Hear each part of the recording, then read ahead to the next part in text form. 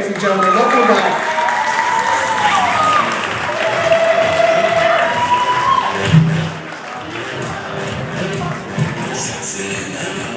Hey, what's going on, Hannibal Valley? I obviously can't talk because it's my first time on stage. But hey, I got a little story for you guys, and just wanted to tell you. I recently went to go see a show from a gentleman. His name is, doesn't matter because I can't remember. But me and my wife went to go see the show. So we get this hotel, and we go to this hotel, obviously. So they tell my wife that there's a jacuzzi in the room. And I'm like, hey, great, I might get some action. We'll see. But I get into this hotel room before she does, and I'm excited. I want to go check out this jacuzzi. And I'm already laughing before she even gets in the room because it's a bathtub with water jets. It's nothing spectacular. So she gets into the room, and we're getting ready to go to the show, so we get ready for a shower. And she turns the water on, reaches down for the little pull tab above the spigot, and I'm sitting back, and I'm thinking, hey, I got two choices here. I can either tell her, hey, that's going to turn the shower on and it's going to spray you in the head, or I could just sit back and watch the entertainment happen.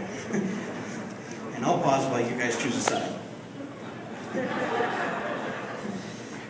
So I just sit back and watch the entertainment happen. And she pulls on it and gets sprayed in the head.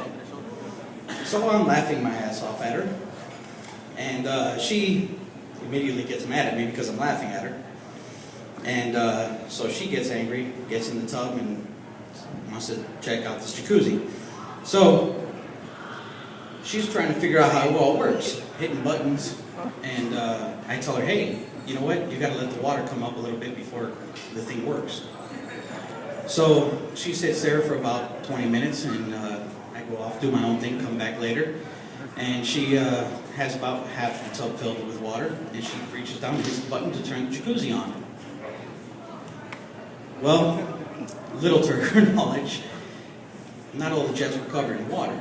So as soon as she hits the button, the thing sprays her in the face. Again, I'm laughing. She gets angry at me. I run out of the bathroom because, I don't like to see her angry. And I go to grab my iPhone and start writing this stuff down because I'm like, this is too funny. And after the show, we come back to the hotel room, go to sleep, and I wake up in the middle of the night. And I'm thirsty as a fish out of water. I couldn't take it anymore. Well, I'm standing in the room thinking, where can I get some water without having to go anywhere or buy anything? Well, I immediately start thinking, well, ice turns into water, eventually. And so I go to the bathroom. Not to pee, but, to grab the ice tub. So I grab the ice tub and I put my pajama pants on, and I do as probably most people here would do, is go to the hotel room, look down the hallway, see if anybody's going to see me. No? Okay, I'm good.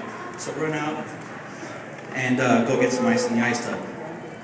Now I'm standing in front of the ice machine, tub full of ice, and I'm laughing to myself because I'm thinking, I wonder how many times at night the front desk gets that person that walks up with the tub full of ice in their hand and says, hey, you're not going to believe this, but I left my key in the room, and so I was going to go get some ice.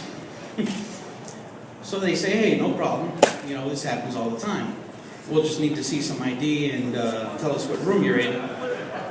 Right. Do I look like I have ID on me? In the inside. Well, miss, I'm sorry, but I don't have any ID on me, so can we just play 20 questions or something? And if I get the questions right, you'll just give me a key. Doesn't work like that, apparently. So I tell her, hey, look, I'm in room 110, and my name's Jesus Coca. And if you see, I have the reservation. So she says, well, that's not the name that I see on the reservation. Okay.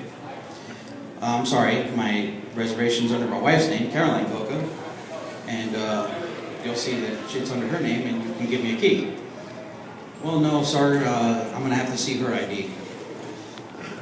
Look, if I go to the room and wake her up, because she's in the room sleeping, then I won't need her to come out here to give you the ID anyway, right?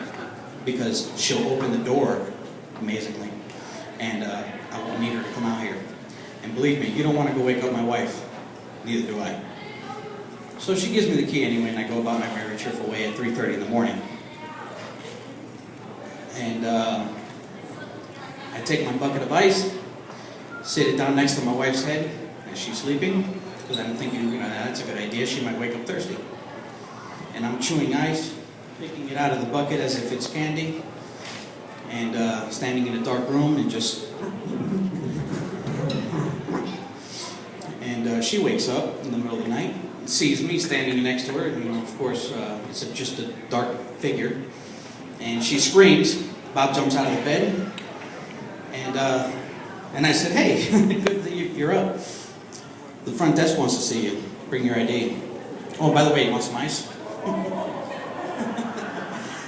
Thanks, folks. It's been a pleasure.